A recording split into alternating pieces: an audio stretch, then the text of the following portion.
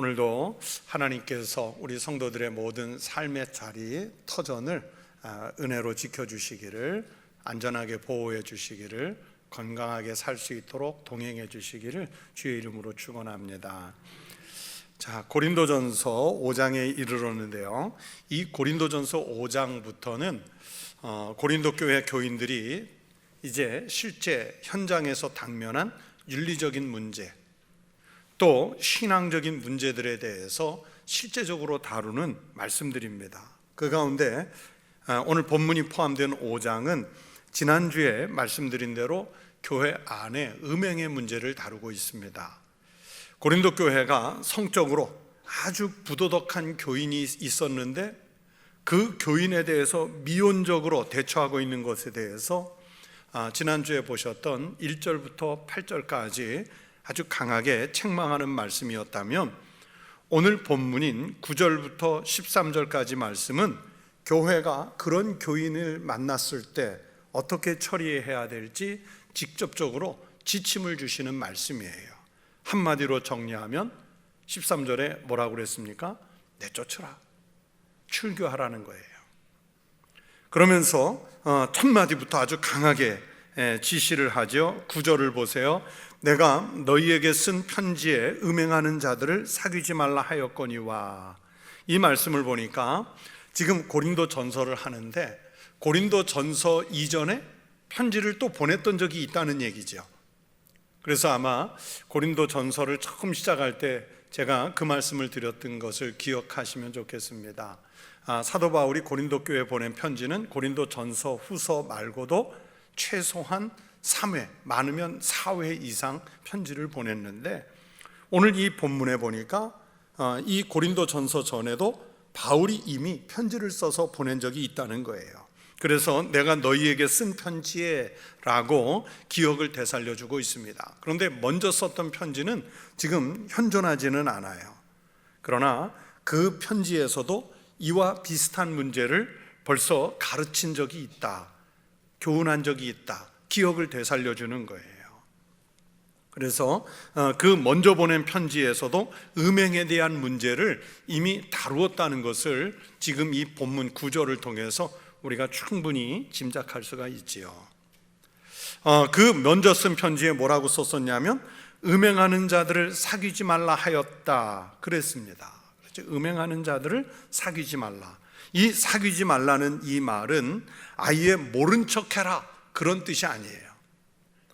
이 음행하는 자들을 사귀지 말라 해서 사귀지 말라, 이 말의 헬라어 원뜻은 뭐냐면 섞다, 혼합하다 그런 뜻인데, 그들 가운데 섞이지 말라, 그들 가운데 섞이지 말라 이렇게 해석하면 맞습니다.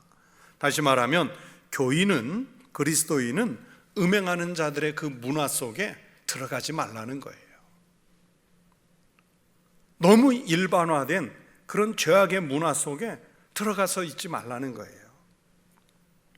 그렇게 음행하는 사람들과 섞이지 말라고 말했는데, 하물며 교회 안에 교인이 그런 죄악된 행동에 주체가 되는 소식을 들었으니까 이 바울로서는 그 소식을 들을 때 마음이 어땠을까요?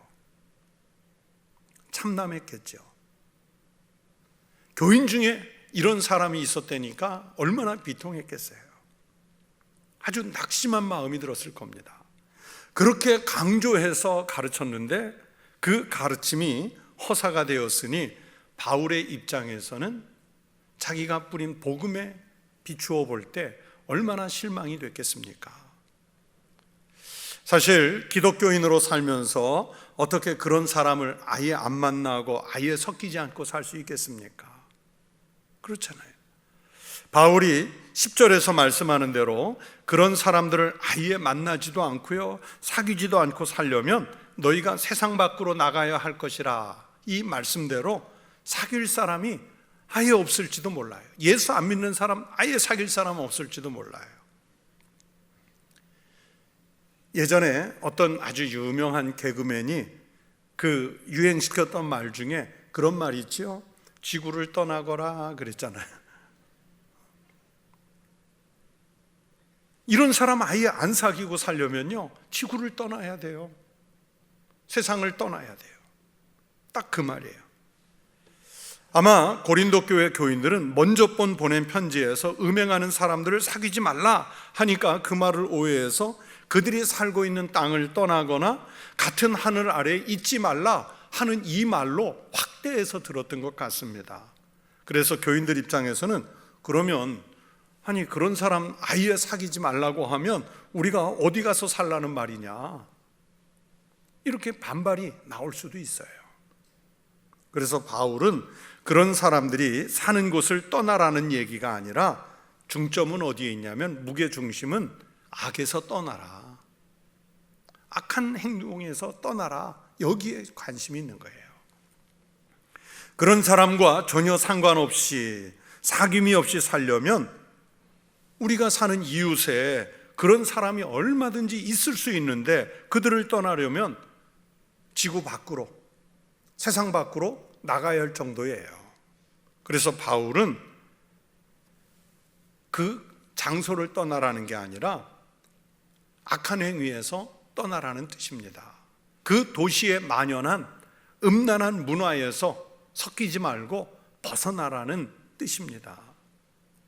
그래서 10절을 다시 보면 이 말은 이 세상에 음행하는 자들이나 탐하는 자들이나 속여 빼앗는 자들이나 우상 숭배하는 자들을 도무지 사귀지 말라 하는 것이 아니니 그랬습니다. 이 말씀 속에 등장하는 죄의 내용들을 먼저 보세요. 지난 주간에 말씀드린 대로 이 고린도라고 하는 도시에 사람이 몰리고 돈이 몰리고, 그러니까 항상 그렇잖아요. 그런 곳에는 향락이 몰려요. 탐욕스러워져요. 또 자연스럽게 그 고대 시대 때에 우상 숭배가 넘치는 도시가 되었습니다. 그러니 음행과 탐욕, 우상 숭배가 없는 곳에 살려면 고린도를 떠나야 되고요, 세상 밖으로 나가야 할 정도입니다. 그런데요, 여러분, 우리가 살던 곳을 버리고 떠나는 게 그게 쉬운 일이겠습니까? 가끔 뉴스를 보다가 이런 생각이 들 때가 있어요. 우리나라에서는 그렇지 않지만 지진이 자주 일어나는 지역이 있죠. 화산 폭발이 몇 년에 한 번씩 일어나는 지역이 있죠. 그런데 거기를 안 떠나고 계속 그 지역에 사는 사람들이 있어요. 우리가 그 뉴스 보면 불안하게 어떻게 저기서 계속 살지, 떠나지. 또 태풍이나 비 피해가 그냥 자주 일어나서 그냥 물이 범람해서 계속 몇 년에 한 번씩 피해를 입는 지역이 있는데, 우리가 생각할 때는 저기를 떠나지, 왜 위험하게 계속 저기서 살지?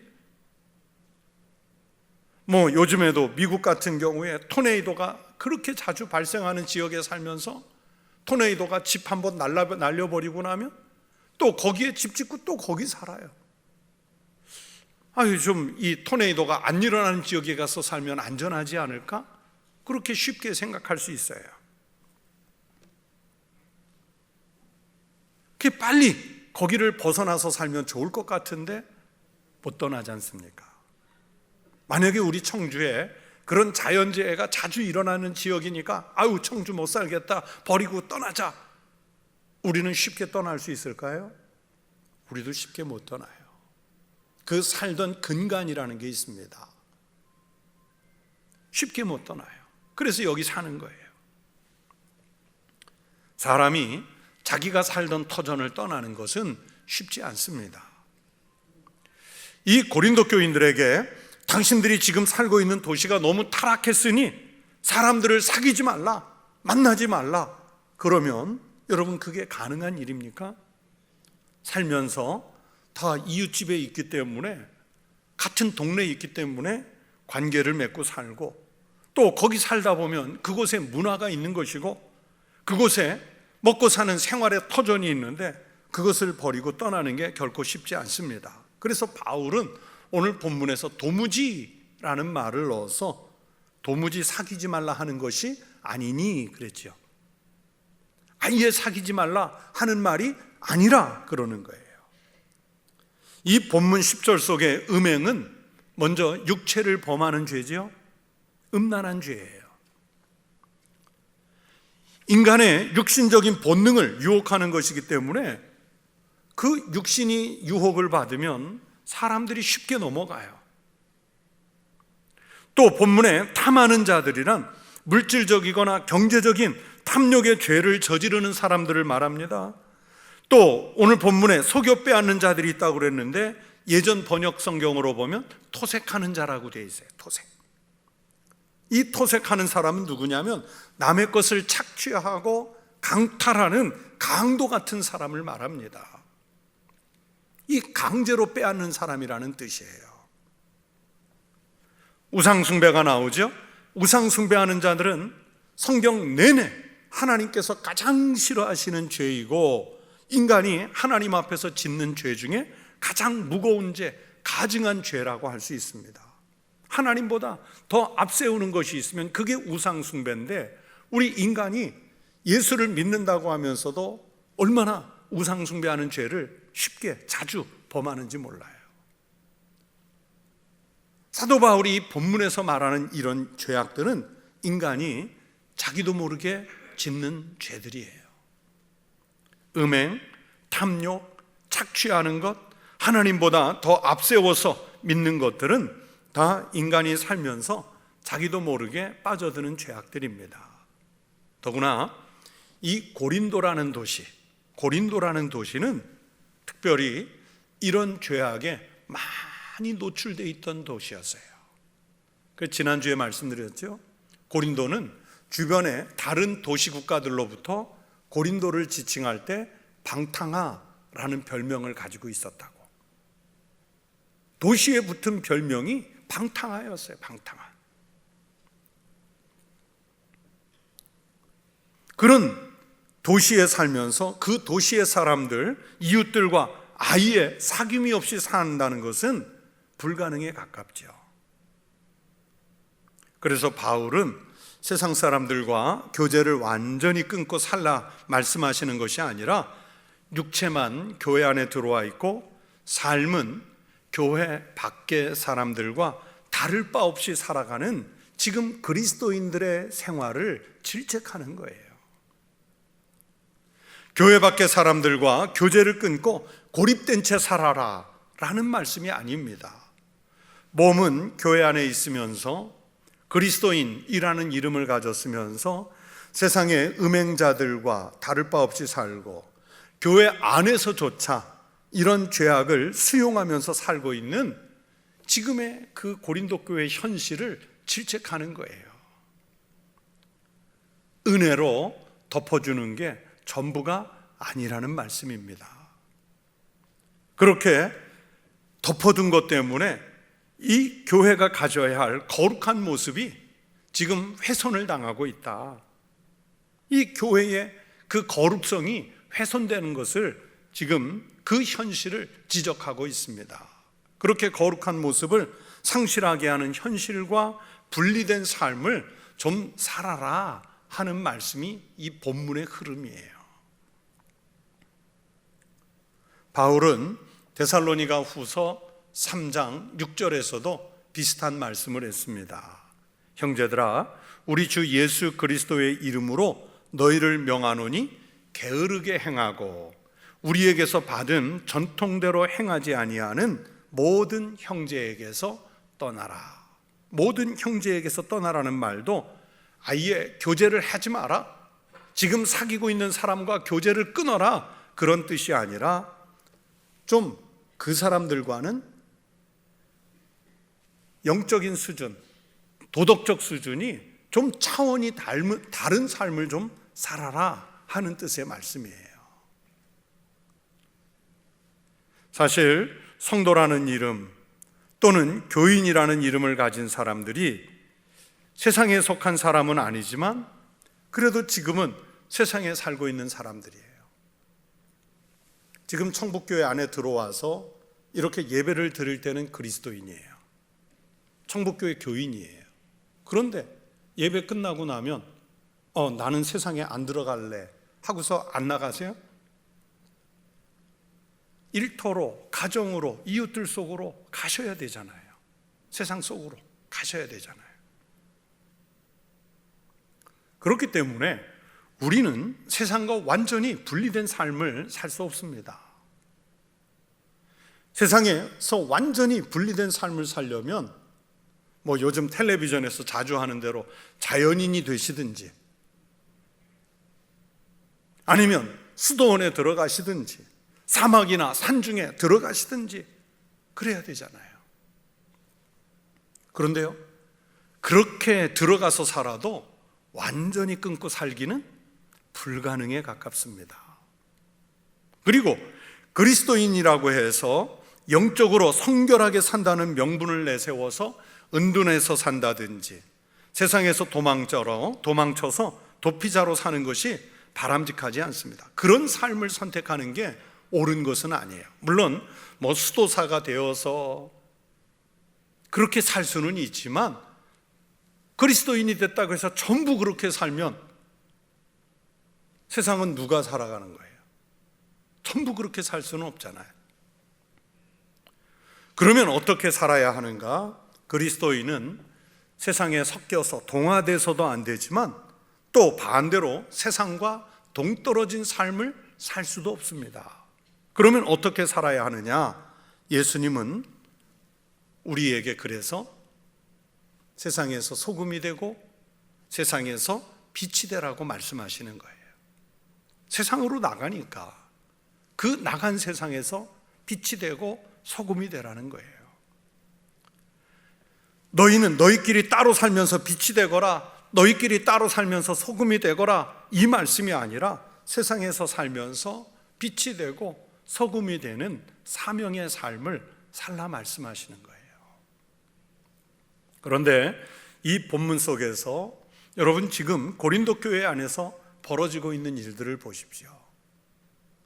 세상에서 그 타락한 도시 고린도 교회에서 고린도 도시에서 빛이 되고 소금이 되기는커녕 오히려 교회 밖에 있는 사람들에게서도 일어나지 않는 엄청난 죄악이 교회 안에서 일어났단 말이에요.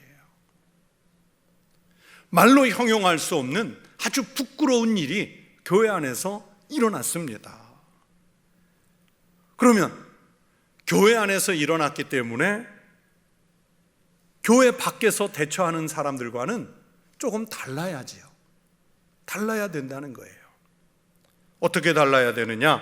12절 말씀을 보세요. 밖에 있는 사람들을 판단하는 것이야 내게 무슨 상관이 있으리오마는 교회 안에 있는 사람들이야 너희가 판단하지 아니하랴. 교회 밖에 세상 일들에 대해서 우리가 일일이 다 평가하고 다 상관할 수는 없습니다. 그러나 최소한 우리는 믿음의 기준에서, 기독교 신앙이라는 기준에서 교회 안의 일은 하나님 말씀에 비추어서 우리가 분별할 수 있다, 그 뜻이에요. 이 말씀에서 12절에서 밖에 있는 사람들은 누구를 말하냐면 교회 밖의 사람들, 즉 불신자들을 말해요. 그리고 판단이라는 말을 두 번이나 썼는데 이 판단이라는 말은 헬라어 원어로 개별적인 일에 대해서 옳고 그름을 따지는 것이라는 뜻입니다.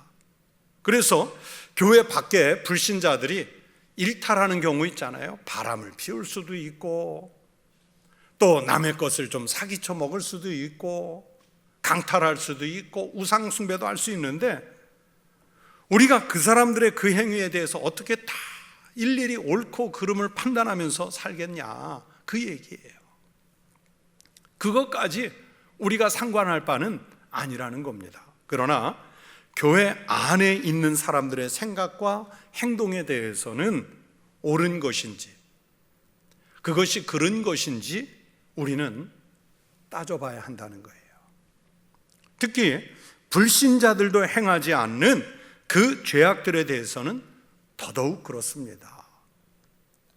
물론 불신자들에 대한 판단이나 그리스도인들에 대한 판단은 궁극적으로는 누가 최종적으로 판단하실 거냐? 하나님이 하시는 거예요. 하나님이. 그래서 우리가 자기 기준으로 함부로 다른 사람을 판단할 수는 물론 없겠지요.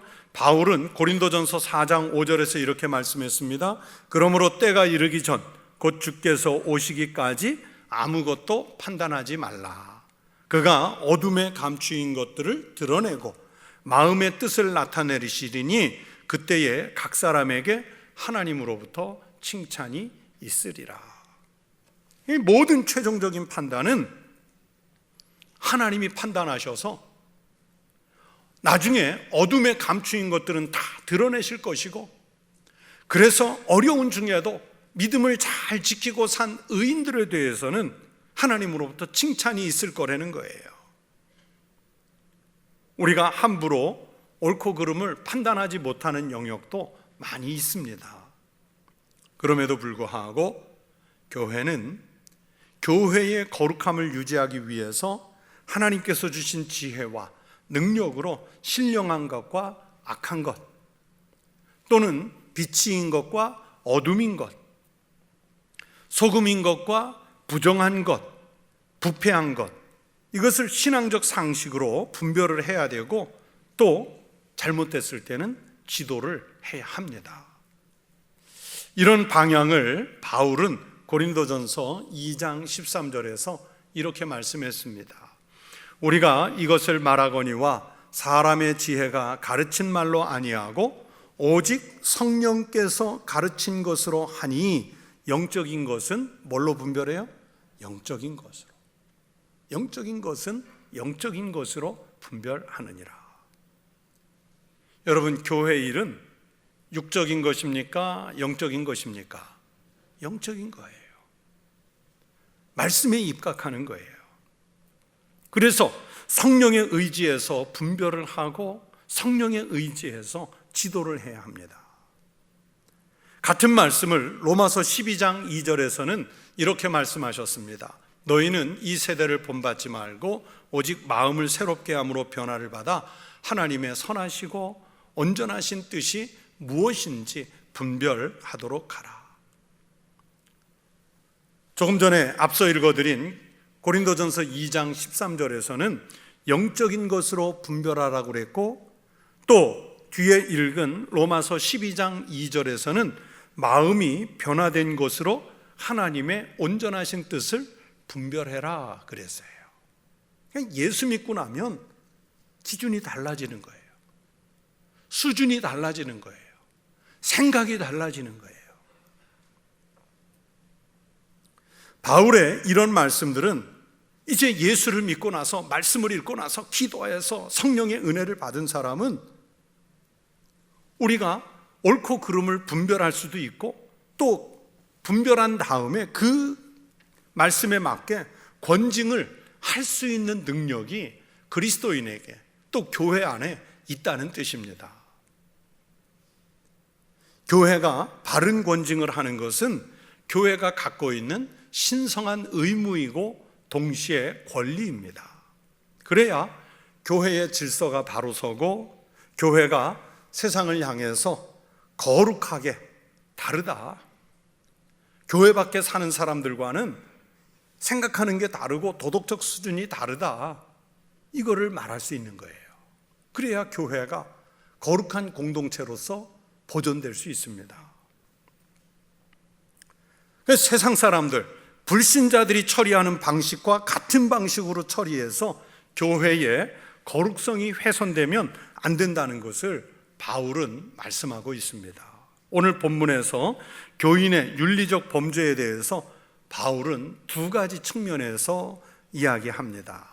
첫째는 11절입니다. 이제 내가 너희에게 쓴 것은 만일 어떤 형제라 일컫는 자가 음행하거나 탐욕을 부리거나 우상 숭배를 하거나 모욕하거나 술 취하거나 속여 빼앗거든 사귀지도 말고 그런 자와는 함께 먹지도 말라 함이라. 이 말씀에서 함께 먹지도 말라 하는 이 말씀은 두 가지 뜻이 있습니다. 하나는 그런 교회 안의 범죄자에 대해서는 성찬에 참여시키지 말라는 뜻이 있어요. 그러니까 수찬정지예요. 그리고 다른 하나는 교회 안에서 보면 일상 식사가 많지 않습니까? 요즘은 뭐 코로나 때문에 안 하지만 교회 안에서는 다양한 모임을 통해 식사를 하는데 그런 사람은 식사에 동참시키지 말라는 거예요.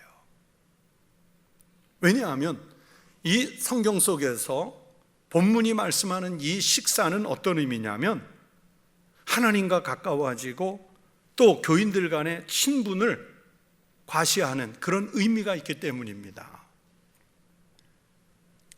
사도 바울은 5장을 시작할 때 음행의 문제 때문에 이 말씀을 시작했지만 음행, 덧붙여서 음행, 탐욕, 우상숭배, 모욕, 술취함, 남의 것을 강탈하는 것 등 이 다양한 죄악을 다루는 문제까지 범위를, 죄악의 내용을 확대하고 있습니다. 그래서 이 말씀의 11절에서 이 말씀에서 형제라 일컫는 자 누구 계세요? 당연히 교회 안에 신자를 말합니다. 그리스도인이라고 하면서 실제로 사는 세상에 나가서 또는 교회 안에서 하나도 덕이 되지 않고 불신자와 똑같이 행동하는 사람들이 있습니다. 바로 그런 사람을 일컫는 거예요. 그래서 여기서 형제라 일컫는 자, 이 11절에서 형제라 일컫는 자는 교회 안에 있지만 진짜 형제된 교인을 말하는 것이 아니고요, 조금 비아냥거리는 죄예요. 뭐 형제라고 하면서 진짜 그리스도인이냐? 그런 뜻이에요. 그리스도인인 척하는 사람, 그걸 말하는 거예요. 자, 이런 사람을요, 불신자들이 볼 때는 어땠을까요? 저 사람 아무개 교회 나가니까 교인인가 봐. 매주일 한 번도 안 빠지고 나가니까 아주 열심히 있는 교인이네. 당연히 교인으로 보겠죠.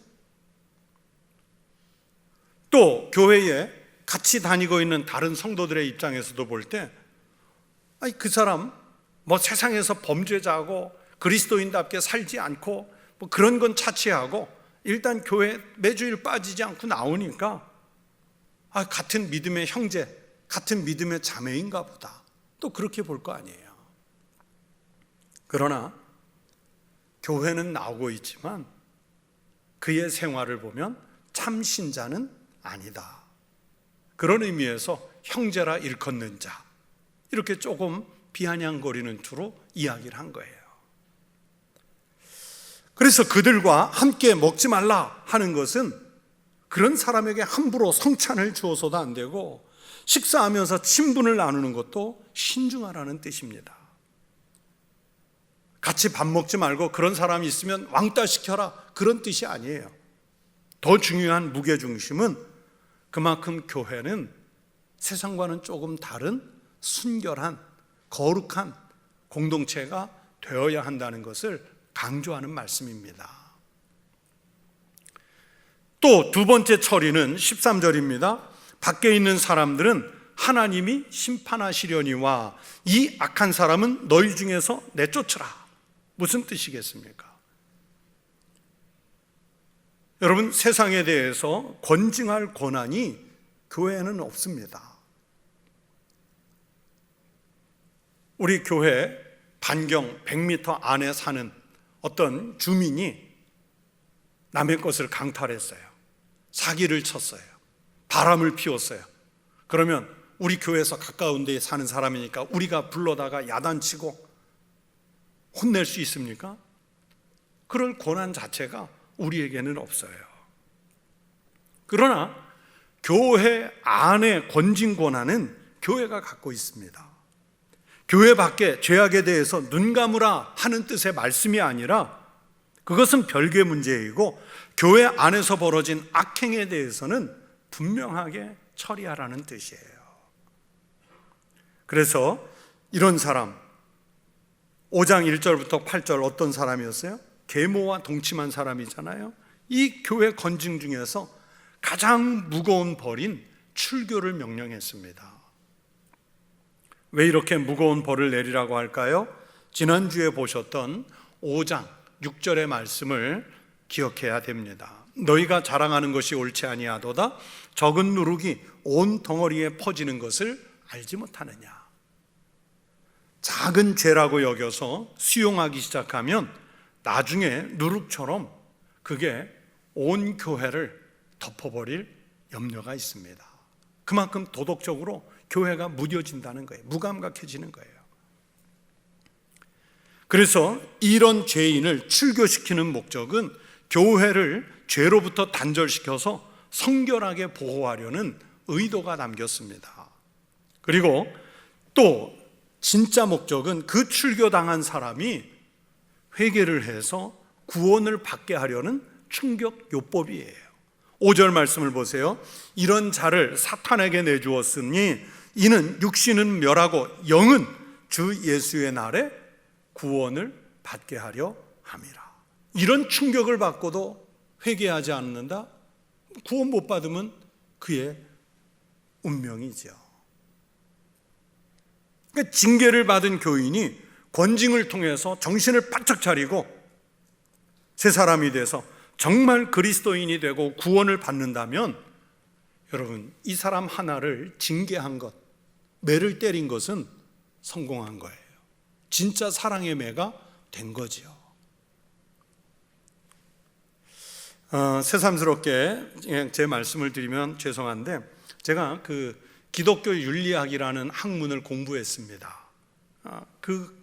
석박사 과정을 다 이 기독교 윤리학을 했는데, 그래서 제 평생의 목회의 방향 중에 하나로 제가 목회하는 교회에서는 좀 세상보다는 윤리적으로 수준이 좀 높아야겠다, 이런 뜻에서 역사와 이웃에 공헌하는 교회 해놓고 그 밑에 실천사항 3가지가 하나는 평안한 교회, 둘째는 상생하는 교회, 셋째는 윤리적인 교회, 이렇게 잡았어요.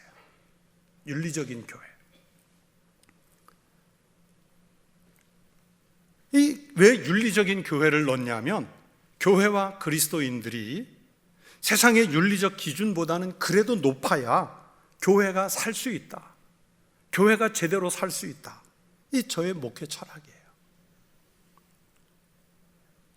제가 공부한 그 윤리학 이론 중에 미끄럼틀 이론이라는 것이 있습니다. 미끄럼틀 이론. 여러분, 어려서 타고 놀던 미끄럼틀을 생각해 보세요. 이 미끄럼틀은 한번 발을 뻗고 거기에 털썩 앉으면, 올라타면 미끄러져서 끝까지 내려가야 돼요. 중간에 멈추지 않습니다. 그런 것처럼 사회에서 일어나는 많은 사례 중에서 양보하지 않아야 할 중요한 가치가 있는데 그것을 조금씩 양보하다 보면 나중에는 조그만 것을 양보한 게 아니라 아예 큰 뚝이 무너져 내리는 거예요. 작은 죄를 하나씩 용납하다 보면 결국에는 큰 죄도 죄가 아닌가 보다 하고 용납하게 되는 거예요. 이게 미끄럼틀 이론이에요. 예를 들면 제가 논문에 이런 것을 썼어요. 생명윤리에 대해서. 우리나라에서는요, 법으로는 죽음에 대해서 판별할 때 심장이 죽어야 그 사람 죽었다, 심장사가 판단 기준입니다. 심장이 죽어야 그 사람 죽는 거예요. 그 심장이 죽어야 그 사람을 죽었다, 법적인 판정을 내려요. 그런데 어떤 경우가 있습니까? 심장은 여전히 뛰고 있는데 뇌가 죽는 사람이 있어요. 그걸 뇌사라고 그래요. 뇌사. 그런데 자꾸 현대에 와서 이 뇌사를 죽음으로 인정해 주자, 그런 주장이 있어요. 그러면 보세요. 혹시 살아날 가능성이 있는 환자도 뇌사로 죽여버리는 우를 범할 수 있습니다.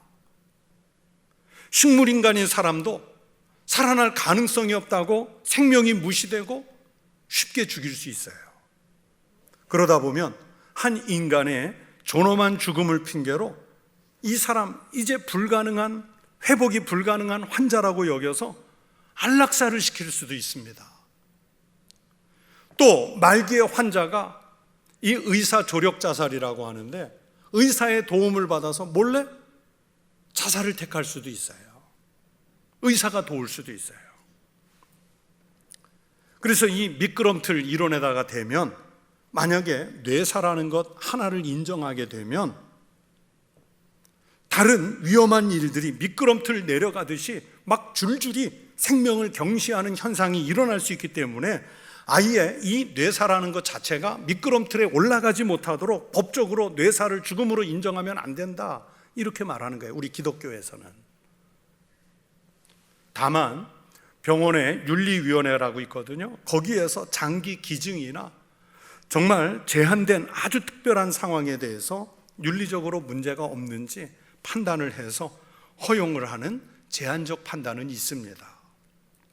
바로 그런 것이 이 미끄럼틀 이론을 가지고 설명하는 거예요.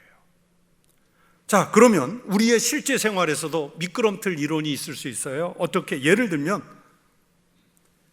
남의 것을 빌려다 쓰면서 꼭 보면 갖다 주지 않는 사람이 있어요. 그렇죠? 옛날에 학교 다닐 때도 보면 볼펜 빌려가고 지우개 빌려가고 연필 빌려가고 안 갖다 줘요. 빌려 쓰곤. 자기는 그냥 집에 이만큼 싸놓고서도 안 갖다 주는 애들. 또 어떤 사람은 공적인 것을, 뭐 사무실의 것, 나라의 것, 회사의 것, 공적인 것을 갖다가 써놓고는 제자리에 갖다 놓지 않는 사람들이 많은데, 나중에 그런 것들이 자꾸 용납되다 보면 큰 것을 훔쳐가고도요, 아니 나 필요해서 가져갔는데 뭘 그렇게 대수롭게 여기냐, 그러면서 죄의식이 없어지게 돼요. 작은 거짓말을 밥 먹듯이 하다 보면 나중에 사기꾼이 되거나 말로 남을 해치는 사람이 될 수도 있습니다. 이 큰 죄는 작은 죄에서 시작되기 때문에 작다고 무시하지 말고 그 작았을 때 끊으라는 거예요. 여러분, 장자라고 중국의 철학자 아시죠? 이름 많이 들어보셨을 거예요.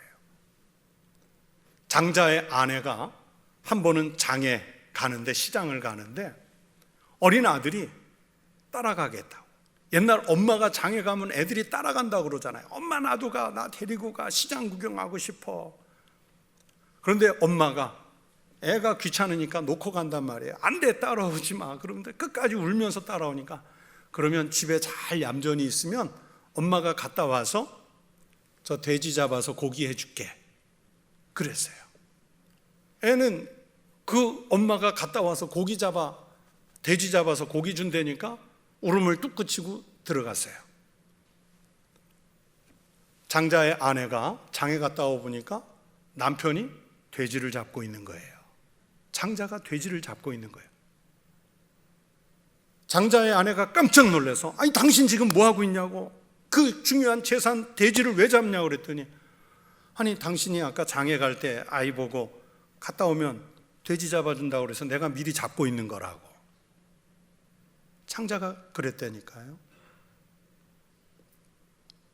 내가 진짜로 한 말이냐고, 그냥 아이 띄워놓고 가려고 한 말인데, 장자가 애한테 작은 거짓말해서 나중에 큰 거짓말 돼서 얘가 다른 사람 해치는 사람 되면 어떡하겠냐고. 당신이 약속하고 갔기 때문에 이게 맞습니다. 그리고 돼지 잡아줬어요. 웃을 일이 아니라 맞는 얘기예요. 마찬가지로 교회 안에서 우리가 완벽한 의인으로 살 수는 없지만 그래도 확실하게 드러나는 죄악들, 오늘 바울은 그 몇 가지 예로 음행과 탐욕, 갈취하는 것, 사기쳐서 빼앗는 것, 우상 숭배하는 것들을 용납하지 말고 처리하라고 아주 단호하게 말씀했죠. 왜 그랬을까요? 교회의 거룩함을 유지하기 위해서입니다. 만약에 계모와 동침한 이 아들 교인을 고린도 교회가 그냥 봐주면 교회는 하나님 영광 가리고 세상에는 교회로서의 덕이 하나도 없는 것이 돼요. 여러분, 이렇게 보시면 돼요. 자, 교회에서 이런 죄가 일어났는데 교회가 용서해 준 걸 세상에 나가서 얘기하는 거예요. 우리 교회 교인 중에 한 사람이 있는데 자기 계모하고 잠자리를 같이 했는데 우리 교회가 용서해 줬어. 안 믿는 사람들한테 나가서 얘기했더니 안 믿는 사람들이, 아이고 역시 교회는 달라, 사랑이 많아, 그런 아들을 용서해 주다니, 우리 같으면 돌로 쳐 죽였을 텐데 교회는 달라. 여러분, 세상이 그렇게 인정해 줄까요? 아니잖아요.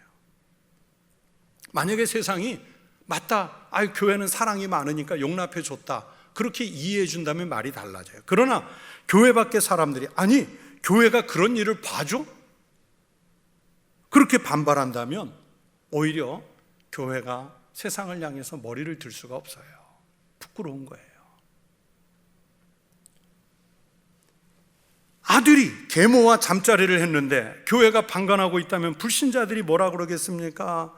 교회는 사랑이 많아서 용서해 주었네, 참 잘했다 하면서 칭찬할까요? 교회 교인이 남의 것을 속여 빼앗았는데 그래서 세상 사람들이 저 사람 사기꾼인 거 다 아는데 교회가 수용해 주었다 하면 역시 교회는 사랑이 많아, 사기꾼도 용서해 주네, 참 잘했다면서 받아줄까요? 아니죠. 교회 밖에 불신자들은 한심하게 볼 겁니다. 자기들은 그렇게 살아도 그리스도인들만큼은 그렇게 살지 않았으면 하고 바라는 게 있거든요. 오늘날 현대 교회가 왜 신뢰를 잃어가고 있습니까? 교회 밖의 불신자들과 교회 안의 그리스도인의 생활에 별반 차이가 없기 때문입니다. 여러분, 가나안 교인이라고 들어보셨죠? 신앙은 있는데 교회에는 나가지 않는 사람을 가나안 교인, 안 나가 교인, 그걸 거꾸로 해서 가나안 교인이에요. 한국 교회가 대략 추측하기를 그런 가나안 교인이 약 150만 명쯤 된다고 봅니다. 그런데요, 이 가나안 교인들을 대상으로 조사한 게 아주 많아요. 왜 교회에 안 나가는지. 그런데 어떤 조사를 봐도, 어떤 설문조사를 봐도 이 가나안 교인들이 교회 나가지 않는 제일 큰 이유, 압도적 이유, 확실한 이유는 뭐냐면 내가 교회 가서 예수 믿고 성경을 읽고 그리스도인 되려고 하는데 보니까 교회나 교인 아닌 사람이나 똑같더라. 도덕적으로 교회가 낫지 않더라. 차라리 나 혼자 신앙생활 하겠다. 그 무리에 섞이지 말고 나 혼자 신앙생활 하겠다는 게 압도적입니다. 그래서 교회에 안 나가는 가나안 교인이 된 거예요. 이 불신자들이 범하는 죄와 실수를 교회나 교인도 똑같이 범하기 때문입니다. 아니, 범할 수 있지만 범했으면 징계를 해서 회개할 기회를 주든지 아니면 그런 범죄자가 스스로 회개해야 되는데 그래서 달라지고 변화해야 되는데 그런 회개가 없더라. 이게 이유예요. 종종 들리는 많은 그 일탈의 행위들, 목회자나 또는 당회원이 뭐 교회 재정을 유용했는데 노회나 총회가 징계를 하지 않는 일이 다반사입니다. 유명한 어떤 목회자가 바람을 피웠는데 증거도 다 나왔는데 교회나 노회가 아무런 조치를 취하지 않는 경우도요, 같은 목회자지만 부끄럽지만 수도 없이 많습니다. 한 도시의 권력자인 어떤 장로님이 권사님인 자기 아내 몰래 바람을 피우다가 이 의심한 권사님이 남편을 뒷조사하려고 흥신소에다가 의뢰해서 따라 붙였어요. 그래서 바람 피는 현장을 잡았어요. 거기에서 찍은 사진을 이 아내 권사님이 화가 나니까 교회 벽면에다가 다 붙여버렸어요. 남편의 바람 핀 현장을. 그러면서 당회에다가 내 남편을 징계하라 하고서 막 가족들이 시위를 한 거예요. 뭐 일이 너무 크게 알려졌고 그 도시에 다 알려졌기 때문에 어떻게 할 수가 없었어요. 장로님이 5분이었는데 그 선임 장로님이 그런 거예요. 그래서 할 수 없이 당회가 심우정지를 했습니다. 이제 권징을 한 거죠. 그런데 부부싸움은 칼로 물베기라고 이 부부가 몇 달 만에 화해를 했네요. 전세가 역전이 됐어요. 그 선임 장로님을 징계했다고 오히려 목사님을 공격해서 목사님이 그 교회를 떠났어요. 그 도시를 떠나서 수도권에 있는 그곳에서 교회를 개척했습니다. 어떻게 제가 그 내용을 잘 아냐고요? 가까운 선배였으니까. 그랬더니 이제 그 교회 교인들은 3분의 2가 빠져나가고 그 교회 주민들로부터, 가까운 주민들로부터 이제 손가락질을 당한 거예요.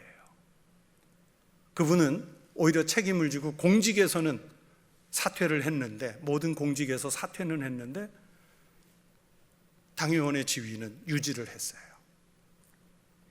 이런 일들이 현대 교회의 모습입니다. 목사님도 바람피고 교인들도 바람피고.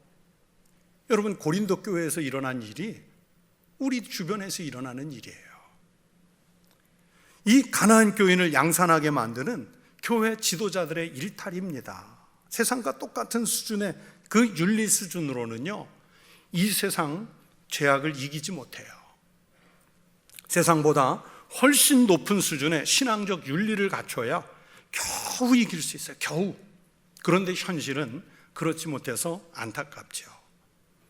우리는 그리스도인으로서 세상에 삽니다. 세상에 속해서 살기 때문에 어쩔 수 없이 세상의 영향을 받지만 그래도 신앙은 잘 지켜서 살아야 합니다. 작은 죄라도 가볍게 여기면 안 됩니다. 율법적이 되라는 게 아니에요. 교회 안에서 죄인이라고 무조건 따돌릴 수는 없습니다. 그러나 강하게 권면을 해야 돼요. 1번, 2번, 3번 권면해야 됩니다. 그래도 회개하지 않고 변화가 없다면 그 사람과 사귐을 중단해야 됩니다. 오늘 사도 바울이 말씀하는 하나님의 말씀은 교회 밖의 불신자들을 향해서 하신 말씀이 아닙니다. 고린도 교회 안에 교인들에게 하신 말씀이에요. 우리가 이 말씀을 깊이 새겨서 듣고 우리 안에는 이런 우를 범하는 일이 없는가 살펴야 합니다. 그래서 우리가 지켜야 할 신앙생활의 거룩함과 순결을 유지해야 합니다. 우리 교회가, 더 나아가 모든 한국 교회가 이런 신실한 믿음의 공동체, 또 거룩한 공동체, 그리고 그 공동체 안에 신령한 그리스도인들이 되시기를 주의 이름으로 축원합니다. 기도하겠습니다.